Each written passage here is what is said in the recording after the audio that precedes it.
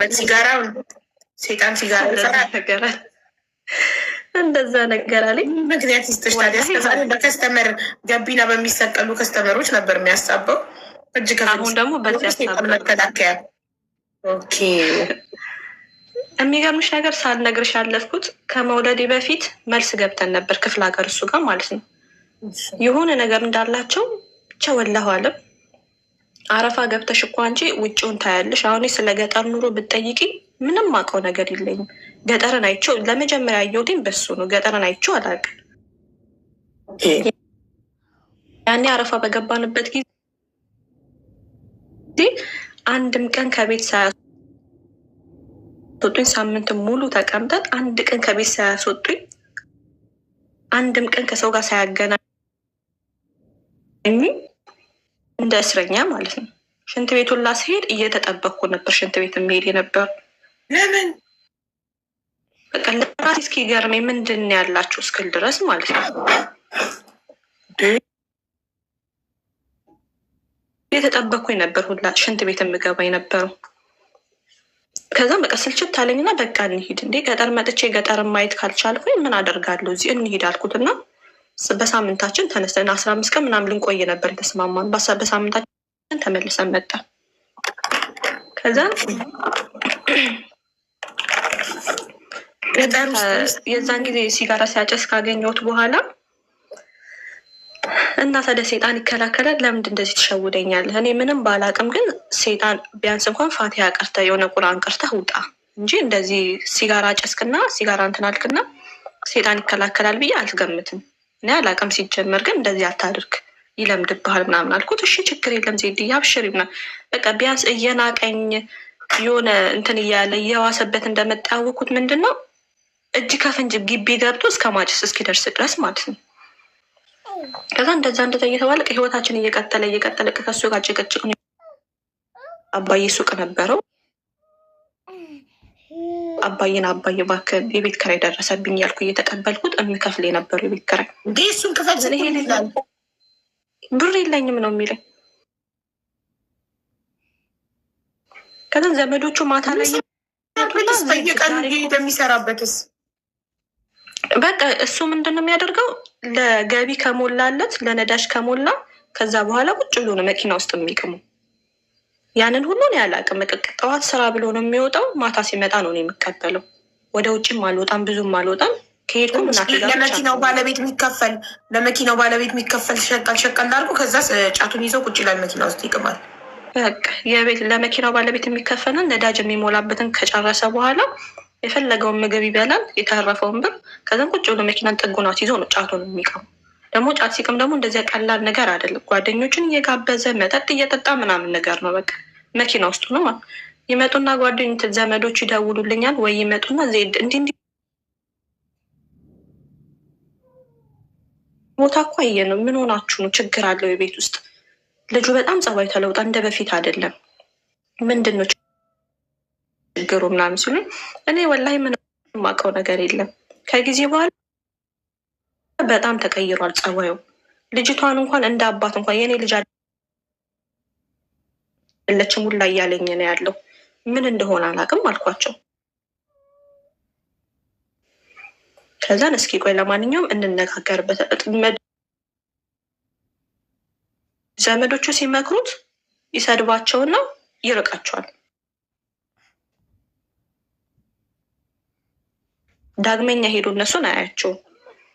አሁንም የሆነ ነገር ሲናገሩት ሙልጭ ይሰድባቸውና ዞር ብሎ ማያቸው ይጠላቸዋል ማለት ነው። ከዛን የሆነ ጊዜ ላይ ጓደኛው ደወለልኝና ዜድ አለኝ ስለው አሁኑኑ እንድታምኝ ነይና እንዲህ ቦታ ላይ መኪና አቁሞ ጫት እየቃመ ነው ያለው። ለዛውም በስራ ሰዓት ማለት ነው። ስራ መስራት ባለበት ሰዓት ወደ 11 ሰዓት አካባቢ ላይ መኪና አቁሞ ጫት እየቃመ ነው። ችግር ካለ ቤት ውስጥ ንገሪኝ፣ እኛ ጓደኞቹን እንፍታ ነይና እየዋለ ከዛን ውሸቱን በቃ እኔ እና እሱን ለማጣላት ስለሚመስለኝ ዝም ነበር የምላቸው። እስኪ ቆይ ለማንኛውም ደግሞ ደውልና አንቺ ልጅ ትመጫለሽ አትመጭም አለኝ። እሺ በቃ መጡ አልኩትና ተነስቼ ሲሄድ እውነትም እንዳለ ጥጉን ይዞ ጫት እየቃመ ነው ያለው። ከዛን ጠራሁትና ለምንድን ነው ስራ የማትወጣው ስለ ትንሽ መኪና የተበላሽታብኝ ሰውዬው እስኪስተካከል ድረስ አቁማት ብሎኝ ነው አለ። ከዛ እና እሺ በቃ አስተካከል ወይ ደግሞ የማይስተካከል መኪና ከሆነ ሌላ ፈልግ። እንዲህ እያልክ እኮ ቤቱንም እየበደልክ ነው ያለሁ። በጣም ብዙ ነገር ችዬ እያለሁ ነው ያለሁት። በቤት ከራይ እንኳን ስለማትከፍልልኝ ከናባዬ ከነ ሲስተር ወሰድኩ ነው የሚከፍሉ አልኩ። አብሽሪ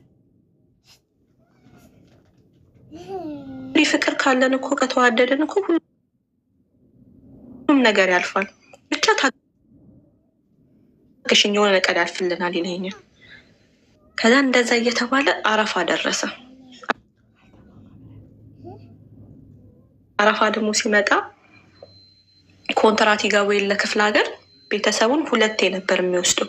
የእሱ ዘመዶች በሙሉ ስለሚገቡ በሁለት ዙር ነበር የሚወስዳቸው የነበሩ።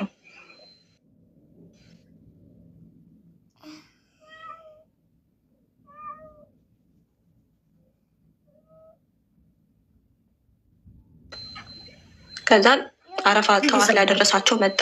ከሰዓት ደግሞ ከስንት ሰዓት በኋላ ብቻ አድርሶ መጣ። በሁለት ዙር አደረሳቸውና መጣ። ከዛም ሌሊት ላይ ገባ። 7 ሰዓት ነው 8 ሰዓት አካባቢ ጨርሶ መጣ፣ ገባ፣ አደረ። ከዛም ማታ ጠዋት ላይ የተነሳሁና ሀምዶ አልኩት እባክህን ብር ስጠኝ ለልጅቷ ምንም እገዛበት። ሁሉንም ብር ምን አደረገ? ሌሊት ላይ ገብቶ ለሰውየው ለባለቤቱ የሚከፍለውን አስተካከለ፣ ለነዳጅ የሚከፍለውን አስተካከለ፣ መኪና ጌጣጌጥ የሚያደርግበትን አስተካከለ። ከዛን ይችለት ተወሰነች ብር ለእጁ የያዘና እቺ ደግሞ ጫት እቅምበታለሁ ምናምን ብሎ አስተካከለ።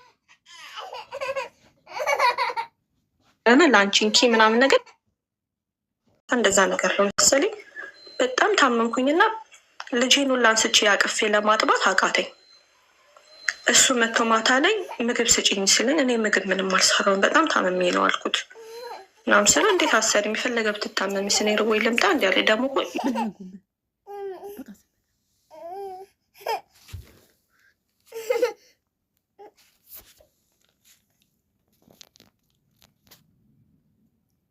እሱንም የማየ ነበረው ጥሩ ባል ነው ብዬ ነበር ያሰብኩት። እና እንዴት ሆንሽ ደህና ነሽ ወይ እንኳን ብሎ 2 ቀን ሙሉ ቤት ሳድር አልጠየቀኝም። አባዬ ደውላ አንተ ልጅ ምን ሆነህ ነው ደውለህ እንኳን እንዴት ነሽ አትላትም? ምንድን ነው ችግር አለ እንዴ ምናምን ስለ ወይ አባዬ ከሆኑ ልጆች የሆነ ልጅ እኮ ገጭቼ ታስሬ ነበረ እና እመጣለሁ በቃ ነገ እመጣለሁ፣ አሁን ገና እየወጣሁኝ ስለሆነ ነገ እመጣለሁ አለ። እሺ አልኩት። አለፈ።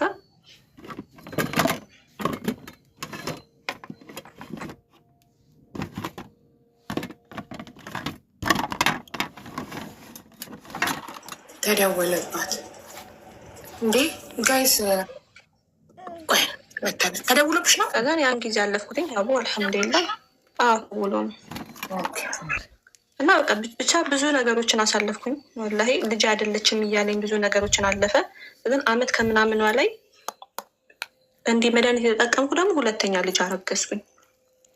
አመት ከምናምን ሲሆነ አመት ከ7 ወር ከ8 ወሯ ላይ 2ኛ ልጅ አረገዝኩኝ። እንደዚሁ ብዙ ቻሌንጆችን አለፌ፣ በጣም ብዙ ነገሮችን አለፌ 2ኛ ልጅ ወለድኩ። በዛ መሀል ተጣልተኑላ እቤት እጃ አድሬ እገልሻለሁ ብሎኝ አስተምር ነበረ፣ ትምህርት ቤት ላይ ማለት ነው። መዋዕለ ሕጻናት ላይ አስተምር ነበረ። ደሞዝሽን አምጪና የቤት ኪራይ ክፈይ እና የቤት ወጪ አሟይ ብሎኝ አላደርገውም። እኔ ልስወልድ ለሚጠቅመኝ ለማደርግበት ነገር ነው እንጂ ለቤት ኪራይ አንተ አለ አንተ ምን ትሰራለህ ምናምን ብዬ አንቺን ማትከፊ ከሆነ እገልሻለሁ ብሎኝ አንተ ከምትገለኝማ ቤተሰብ ጋር ይሄዳሉ ብዬ ተነስቼ ቤተሰብ ጋር ሄድኩኝ። ከዛን እዛ ሄጄ 15 ቀን ምናምን ከቆየ በኋላ በቃ ይቅርታ ታደርግልኝ ተናድጄ ነው እንደዚህ ያልኳት ምናምን ብሎ ይቅርታ ጠይቆ ምናምን ተመለስኩኝ ቤቴ። ለወልድ አካባቢ ስቀርብ ተመልሼ የመጣው እናቴ ጋር 2ኛ ልጄንም ወለድኩኝ። ብዙ ቻሌንጆችን አለፍኩኝ። አልሐምዱሊላህ ረመዳን ላይ ነበር የወለድኩት 2ኛ ልጄን። 2ኛ ልጄን ከወለድኩ በኋላ እንደዚህ 2 ወር ከምናምን ታርሼ ተመለስኩኝ ቤት። ከዛ በኋላ በቃ የማላውቀው ሰው ሆነብኝ። በቃ ሁሉ ነገሩ ልውጥውጥውጥ አለ። በቃ ሁሉ ነገር ሲጀምርም ተለውጧል። ሁለተኛ አረገሽ በእንደዚህ አይነት ሁኔታ ላይ አርግዤ ወለድኩ ሁለተኛ ልጅ። ጉድ ጉድ ጉድ ጉድ ጉድ። እኔ እናትሽ ቢሆን አስሬ ነበር ምገርፈሽ። እኔ እያበላው እያጠጣው እኔ ቤት ኪራይ እየከፈልኩ እንደገና ሁለተኛ ልጅ ብታመጪ አደርጊዋለሽ። መድኃኒት የተጠቀምኩ ነው። በእናትሽ ጥንቃቄ አታደርጊም? እንደ አንቺ የተማርሻለሽ ኮሌጅ ተምረሽ የለ እንዴ? መድኃኒት የተጠቀምኩ ነው። ሀቡ ለምን እንደያዘ አላውቅም። እጠቀማለሁ መድኃኒት ግን እንዴት እንደያዘ አላውቅም። ታደርጋላችሁ። በዛ ሁሉ ጭቅጭቅ ላይ መሆናችሁ ታደርጋላችሁ። በዛው ሴት ናት ራሷ የምታስከብረው። ግዴታው ነው እኮ አንቺ ታመሚ ሐኪም ቤት መውሰድ፣ ወንድምሽ ይውሰድሽ። ኧረ በእናትህ ከእናትና አባቴ ቤት ከወጣሁ በኋላ የአንተ ኃላፊነት ነኝ፣ የአንተ ግዴታ ነኝ። ሲያመኝ ሐኪም ቤት የመውሰድ የሚያስፈልገኝ ነገር ለቤቴ የማሟላት የአንተ ግዴታ ነው። አቅም ካልፈቀደ ለምን አገባ ካልቻልክ? ይህ ቤተሰብን ማስደፈር ነው። እንደውም ቤተሰቦች ያበሉ፣ አጠጡ፣ አስተማሩ፣ አሳደጉ፣ አሳልፈው ሰጡ። አለቀ በቃ። ከተረከብክ በኋላ ያንተ ኃላፊነት ነው ለቤትህ እያንዳንዱ ነገር። ቤተሰቦች ግዴታ የለባቸውም ለእኔ ቤት ጨው የመስጠት።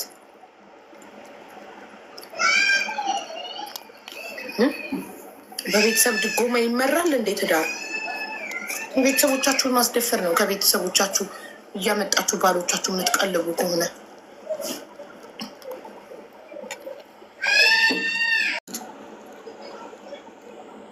እኔ አንዳንድ ሴቶች ግን ትዕግስታችሁ ታድላችሁ።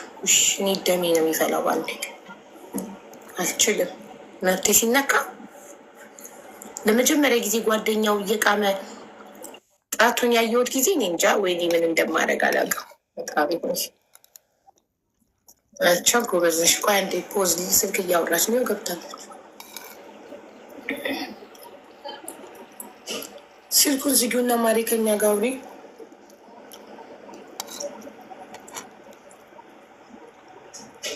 እሺ ቤተሰብ ባይኖራት ስቺ ልጅ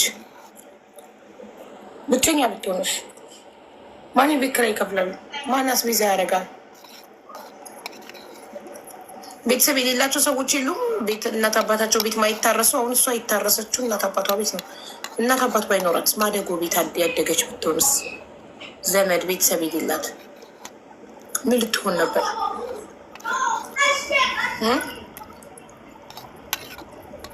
ኢንቫይተር ሶፍዬ እኮ እኔ በጣም የተናደድኩት ሁለተኛ ልጅ ሲመጣ ነው። በመጀመሪያ ስህተታችን አንማርም። ሬዲ ይሄ ሰውዬ እንደማይረባ አረጋገጥኳል።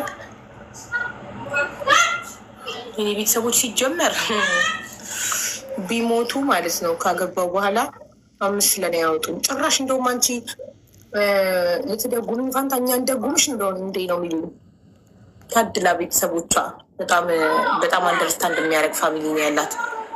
ዘይነብ ገብተሻል ማሬ? ስልክ እየተደወለብሽ ነው ወይ? ወይ ሀቡ ስልክ እየተደወለብሽ ነው? ለቤት አዎ፣ ማማ እየደወለች ነው። ኦኬ እሺ።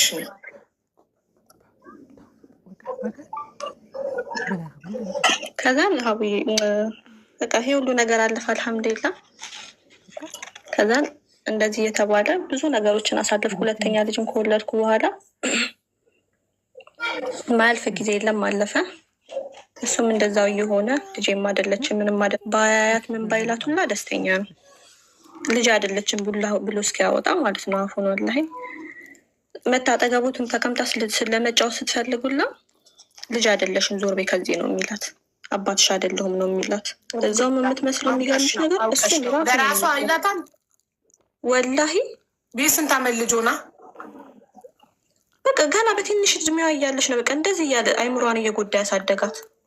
አይምሯ ላይ እንዳይታተም እኮ ነው። ልጅ አይደለሽም ዞር በይ ለህፃን ልጅ። አሁንም ድረስ ብትጠይቂያት እንዲህ እኮ ብሎኛል ትልሻለች። በልጅነቷ ጀምሮ ማለት ነው።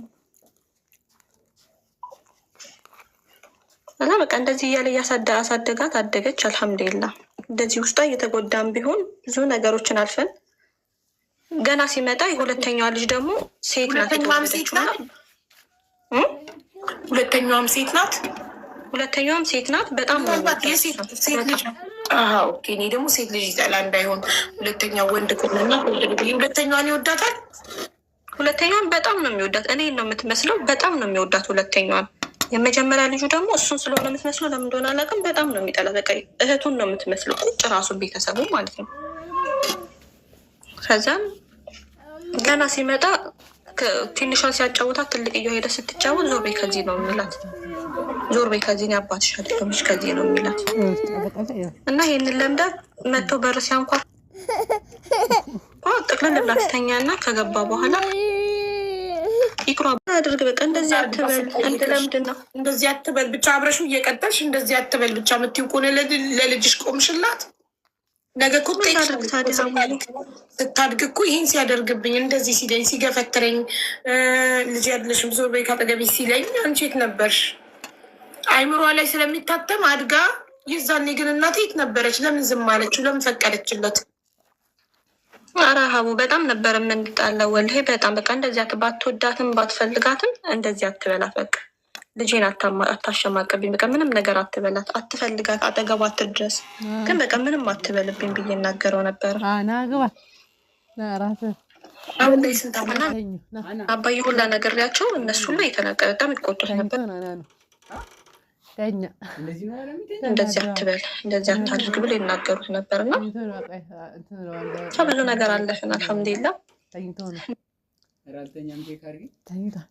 እንደዚህም እየሆነ እየተኖረ ምንም እየተባለ ብዙ ነገር እየተጣላሁኝ ቤት እየሄድኩኝ እና አባዬ እያስታረቁኝ ምን እያልኩኝ በጣም ቅርታ ይጠይቀን። እሱ ደግሞ አይቻልም በቃ እንደዚሁ እንዳለ ተፋቱ ነበር ከመጀመሪያ ልጅ ጀምሮ ነበር የሚሉኝ እነሱ። ደግሞ ፍቅር ስለነበረ የለሱ አይመስለኝም አይታየኝም ነበር እንደዚህ አይነት ነገር። ፍቹ በቃ አይሆንሽም ይሄ ልጅ ይቅርብሽ ነበር የሚሉ። እንደዚህ የሚያበረታታ ቤተሰብ እያለሽ ፍቹ አንዳንድ ቤተሰብ ሴቷ እየተቀጠቀጠችም አልፈልግም አፋቱኝ እያለች የምትፋታ ልጅ የለችንም ሂጂ በግድ እያሉ ባሏ ቤት ይመልሳሉ። አንዳንድ ቤተሰቦች አንቺ የሚል ቤተሰብ የሚያበረታታ አይዞሽ እኛ ከጎንሽ ነን የሚል ቤተሰብ እያለሽ አንቺ ግን ፍቅር አለብኝ ምኑን ነበር የምትወጂለት ማሬ? በቃ ፍቺው የምትፈልጊውን ነገር ልጆቹን እናሳድጋለን ነበር የሚሉኝ። ፍቺው ነው በቃ እነሱ ማለውን ነገር ከሆነ ምን ታደርጊያለሽ? ለምን ትሰቃያለሽ? አንቺ ልጆቼን ማታሰቃይ ነበር የሚሉኝ የነበረው። እና እንደዛ እንትን እየተባለ ብዙ ነገሮችን አሳለፍን። አልሐምዱሊላህ አለፈ ማያልፍ ነገር የለም። ሁለተኛዋ ልጅ ኮሮና ከመጣ በኋላ ትልቋ ልጅ ትምህርት መግባት ነበረባት እና ሳይመቻችልኝ ቀርቶ አልገባችም ነበረ። ትልቋ ልጅ ማለት ነው። ይሄ ኮሮና የመጣበት ጊዜ ነበረ እና በዚህ በኮሮና ምናምን ምክንያትም ይሆን አልተመቸኝም ነበረ።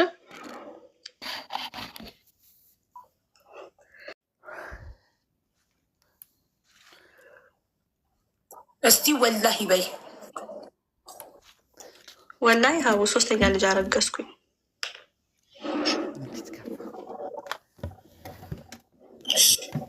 ከዛን ሶስተኛ ልጄ የእሱ ደግሞ በጣም ይለያል። ጊዜውም እንትኑም በጣም ነበር የሚከብድ የነበረው እና ሶስተኛ ልጄን እርጉዞኜ በጣም ብዙ ቻሌንጆችን አሳልፉ። በጣም እሱን እርጉዞኜ መርካቶ ሰራ ነበረ።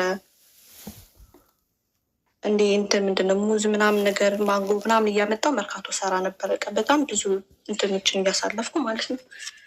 በጣም ችግር ላይ እንትን ብዬ ስራ የማይሰራም እሱ ምንም ነገር አያደርግም። ለቤትም ለምንም በቃ ምንም ነገር ስለማያደርግ እሰራ ነበረ መርካቶ። እንደዛ እርጉዞኝ ሁላ እቤት እሺ አይሉኝም ነበር። ቀንድስ ወጥቼ እንድሰራ አይፈልጉም። እኛ ማድረግ ያለብንን ነገር እናድርግ አርፈሽ ቁጭ በይ ነበር የሚሉኝና እኔ ከነሱ ላለመጠበቅ ስል ወጥቼ ሰራ ነበረ። ከዛ ወረፋ እየጠበቀ ስንመላለስ ያው አንድም ቀን ቤት በሰዓት ሳንቀመጥ አራስን ቤት አንድ ቀን ሳላሳልፍ አንድ ቀን ሳልተኛ አራሴን ጊዜ አሳለፍኩ ጨረስኩኝ። ሆስፒታል እየተመላለሰ ሆስፒታል ከእናቴ ጋር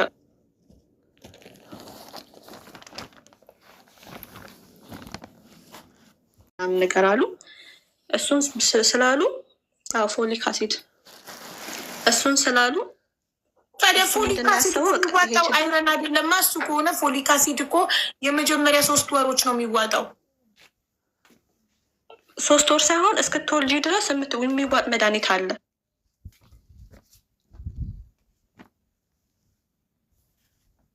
ዴቨሎፕ እስኪያደርግ ብቻ ነው የሚዋጣው። ተሳስተሻል። ፎሊክ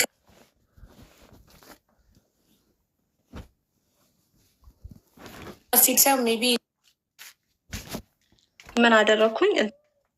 በቃ እሱን ትቼው ኖርማል ጊዜ ማሳለፍ ጀመርኩ። ከዛ ከተወለደ በኋላ ሲያዩት ትርፍ ስጋ አለው ምናምን ሲለኝ ዶክተሩ በቃ ምንም ማድረግ አልችልም፣ አላህ እንዲሰጠኝ ከወሰደው የሚውሰድ ካተረፈልኝም ያትርፈኝ አልወላሁ አለ ምናምን ነገር ብዬው አለፈ። ወር ከምናምን ድረስ እየተመላለሰን ሐኪም ቤት ቀን በቀን እየሄድን እየታጠበለት ምንድነው ፈሳሽ ነገር ትንንሽ የፈሳሽ ነገር ይወጣው ስለነበረ የትርፍ ስጋው ላይ እየታጠበ ጤና ጣቢያ ቀን በቀን እየታጠበ እየተቀየረለት የፋሻ አለፍን። በ54ኛው ቀን ነው ምናምን ነገር ቶሎ በይኔ እና ልጅሽ ኦፕራሲዮን ሊደረግ ነው አልጋ ሊይዝ ነው ቶሎ ቢያለችን ዶክተሯ ሪሴፕሽኗ ደውላ። ከዛ እንደወልኩና ስለው አይመቸኝም አልመጣም አለኝ። ከዛን አይመችም እሺ ችግር የለውም ተነሳውና ከእናቴ ጋር ተያይዘን ሄድን። አልጋ ያዘን። ያንን ኦፕሬሽን ሊደረግ ከፖሊስ ሆስፒታል ተደውሎሽ አይመቸኝም አለ። አይመቸኝም አለ። በእናትሽ አይመቸኝም ሲል አንቺ ምን መለሽልት? አይመቸኝም ማለት እንዴት ነው? አባት ከልጁ በላይ ምን ኢምፖርታንት ነገር አለ? በቃ እኔማ አመሰግናለሁ ብዬ ዘጋሁበት። ከሱ ጋር ትርፍ ንግግርም አልፈለግም። በጣም ሁሉም ነገር ታግሼ ከአቅም በላይ በሆንኩበት ሰዓት እና ሳልነግርሽ ደግሞ ያለኩት አራስ ምንድን ነው ብቻ ሊልሽ አይመት ማለት ምን ስራ ይዣለው ነው። በቃ አይመቸኝም ስራ ላይ ነኝ አይመቸኝም ብሎ ዘጋብኝ። ስራውን ተውና ና ስራውን ተው። የቤት ኪራይ የማይከፍል ስራ፣ አስቤዛ የማያረግ ስራ፣ ምንም የማያረግ ስራ ለሱ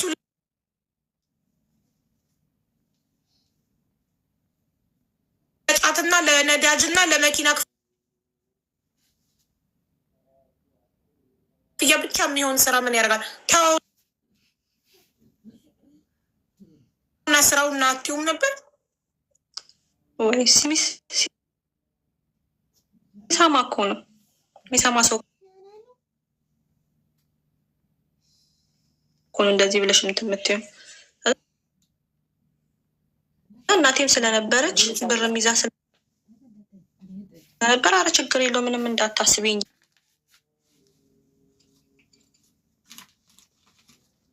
ያለን አለችኝ። ተነስተን ሄድን። ወደ አልጋ ያዘ። ሁሉም ነገር ተደረገ። ያኔ ደግሞ አልሐምዱሊላህ የህፃናት ሲሆን ገና አመት ነው ምናምን ያልሞላቸው ልጆች ሲሆኑ ሁሉንም ነገር የሚሸፍነው ሐኪም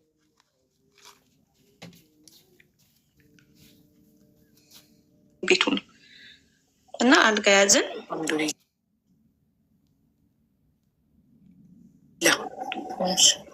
አልጋ ያዝን። እነሱ እዛ ምንድን ነው ሐኪም ቤት ውስጥ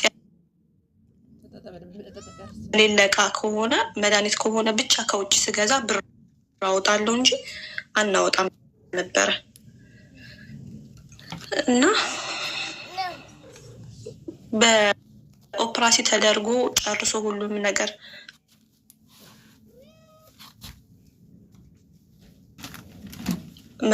ሁሉንም ነገር ጨርሰምና ሳምንት ቆየ ነው ሆስፒታል ላይ። ያንን ሁላ ጊዜ አንድ ቀን ደውሎ እንዴት ሆንሽ ዜድ ደህና ነሽ ወይ ልጄ እንዴት ሆነ እንኳን አንድም ቀን ብሎኛል። ሳምንትም ሙሉ እኛ ከወጣን በኋላ ከቤት ተመልሶ ሁላ እንዳልገባን የተነገረኝ አካላዬ ማለት ነው። እና ያንን ሁላ ጊዜን ከዛ በኋላ እዚሽ ቤት ተመልሰ ገላው ይታጠባል፣ ልብሱን የት ይቀይራል ቤት ካልመጣ እዛ ውጭ ላይ ነው የሚሆነው። እኔ ከየት ነበር የሚሉኝ ወለድንሽ፣ አስተማርንሽ፣ አሳደግንሽ፣ አገባሽ አይደል? አለቀ። ካገባሽ በኋላ ጣጣሽን ራስሽ ቻይ ነበር። የምር በጣም ቆፍጣና ቤተሰብ ነው ያለኝ። ከዛ በቃ ልክ ወደ ቤቴ ስመለስ ቤት እንዳትመጣ እዚህ ቤት እንዳትመጣ ብዬ ዘጋሁበት ስልክ። ጓደኞቹን ሽማግሌ ምናምን ሰብስቦ መጣ። በቃ ይቅርታ ታደርግልኝ እኔ ታም ሆስፒታል ነበርኩኝ ምናምን አለ። ጓደኞቹን ለመሸፋፈን ሞከረው። በቃ አልፈልግም፣ እኔ እና እሱ የመጨረሻ ደረጃ ላይ ደርሰናል፣ ይበቃናል፣ በቃ የቤት ኪራይ ካልከፈልን ቆየን፣ ይበቃኛል፣ አልፈልግም አልኳቸው። ለምኖ ይችን ሳምንት ብቻ እዩ፣ ይችን ሳምንት መስተካከል ካልቻለ የፈለግሽውን እርምጃ መውሰድ ትችያለሽ እባክሽን ብሎ በጣም ለመኑኝ። ከዛን እሺ ይሄንን ሳምንት ብቻ ነው የማየው፣ ከዛ በኋላ ግን በእናንተም በእኔም እንዳታዝኑ አልኳቸው። እሺ አሉኝ። ከዚህ ሳምንቱን አየሁት። ሳምንቱን ምንም የተለወጠ ምንም ያደርገው ነገር የለም። አባዬን እናቴን ጠራውና በቃ ከዚህ በኋላ እሱ እዚህ ቤት እንዳይመጣ እዚህ ቤት እንዳለ ነው። እኔም የቤት ኪራይ መክፈል ስላልቻልኩ ወደ እናንተ ጋር ወስዳለሁ ስል አባዬ በጣም ተቆጣ። እስከ ዛሬ እንዴት አልነገርሽኝም? ይሄ ሁሉ ጉድ ካለ ይሄ ሁሉ ነገር ካለ እንዴት አልነገርሽኝም? እስካሁን ድረስ እንዴት ዝም አልሽ? ምናምን ብሎ ተቆጣኝና በቃ አሁኑ ቃጭነሽ ነኝ፣ ዛሬውን እንለቃለን። ሰኞ ቀን ነበረ። በቃ ዛሬ ትደር ነገ እንለቃለን አለ አባዬ። ማክሰኞ ቀን ቤት ለቀኩኝ። አከራዮት አልኩ። በጣም አመሰግናለሁ ምናምን ብያቸው አከራዮችን በጣም አመስገኝ። የአንድ ወር የቤት ኪራይ ቀርቶብኝ ነበር። አባዬ እኔ እከፍላለሁ ምንም እንዳታስቡ አለ። ተከፈላቸው። ወጣ። ከዛ በኋላ የመጨረሻ ጊዜ ተባባልን። ያው ልጄን በወለድኩኝ ወር ከምናምኑ የመጨረሻ ተለያየን እናሱ። አሁን እናሱ ከተለያየን ወደ 6 ዓመት ከምናምን እንደዛ ነገር። የመጨረሻ ልጅሽ ወንዱ 6 ዓመት ሆነው? አዎ 6 ዓመት። እሺ እሱ ምን ላይ ደረሰ? አላቅም፣ ምን ላይ እንዳለ አላቅም። ሌላ ገባ ወላ አላቅም። ሀውዬ እየደወለ ትመለሻለሽ ምንድን ነው ምናምን ሲለኝ አልፈልግም በቃ አብቅተና እኔ እናንተ አልኩት። አልፈታም ብሎኝላ በፍርድ ቤት ነው እንዲፈታኝ ያደረኩት። ይጠይቃል። አረ ዞር ብሎ ማያቸው።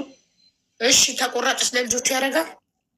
ምንም አያደርግም። አልከሰስሽም? ተቆራጭ እንዲያደርግ ተደርጓል። ታስሯልም ከአንድም ስንቴ።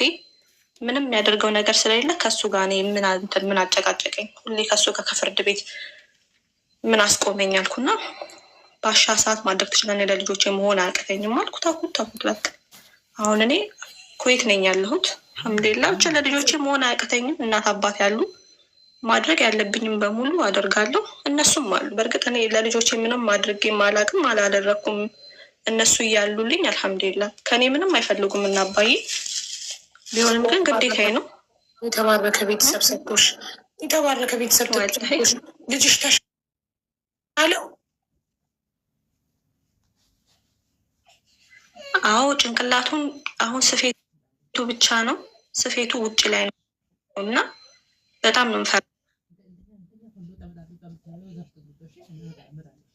እንዲህ ኦፕራሲ ሲደረግ የሆነ ነገር ሲወጣልሽ ከውስጥሽ ሊተካም ላይ ተካም ይችላል የሚባል ነገር አለና በጣም ነበር ምፈራለት የነበረው። ብቻ ነገር ሲሆን ነው ትርፍ ስጋ አይተካም። እጢ ነገር ሲሆን ነው እንጂ የሚተካው ትርፍ ስጋ እኮ ትርፍ ነበር። ከዛ በኋላም ደግሞ አመት ከምናምኑ ላይ አገጩ ላይ የሆነ ነገር አብጦበት ኦፕራሲ ተደርጎ ነበር ድጋሜ ማለት ነው። ኦፕራሲ ተደርጎ ነበር እና አልሐምዱሊላህ ብቻ ወላሂ አሁን እየተማረ ነው። ኬጂቱ ነው 6 ዓመት ሆኖ ኬጂቱ መሆን አለበት። ኬጂቱ ነው እየተማረ ነው። ጎበዝ። የመጀመሪያ ልጅ ስንት ዓመት ሆናት? አሁን የመጀመሪያው 9 ዓመት ከምናምን። ሁለተኛው በጣም ጂኔስ በጣም ጎበዝ ልጅ ናት። አቡ ከሚገርምሽ ነገር ማለት ነው አንጀቴን የምትበላኝ እሷ ናት። በእናትሽ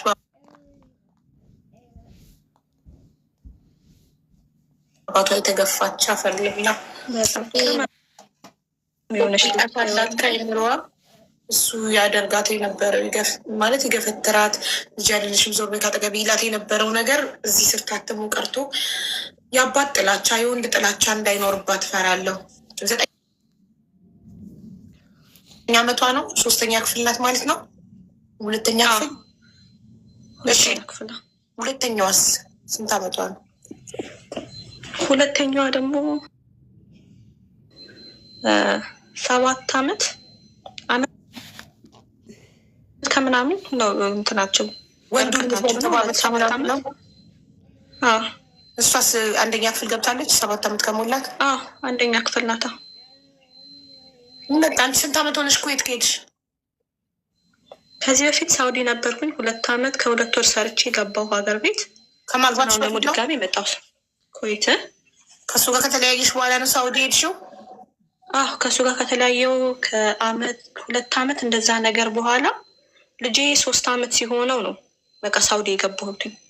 ኦኬ አሁን ስንት ተመልሽ ነው? ስለዚህ 2 ዓመት ሳውዲ፣ አሁን 1 ዓመትሽ ነው ኩዌት? ገና 3 ወሬ ነው።